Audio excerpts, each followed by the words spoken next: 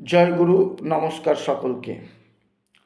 স্বস্তিবাচনের সময় সবসময় মনে রাখতে হবে আমি কটি কর্মের স্বস্তিবাচন করছি।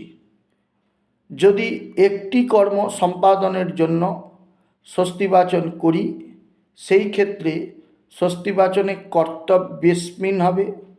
যদি দুটি কর্ম সম্পাদনের জন্য স্বস্তিবাচন করি, সেই ক্ষেত্রে কর্তব্যয়োরণয় হবে।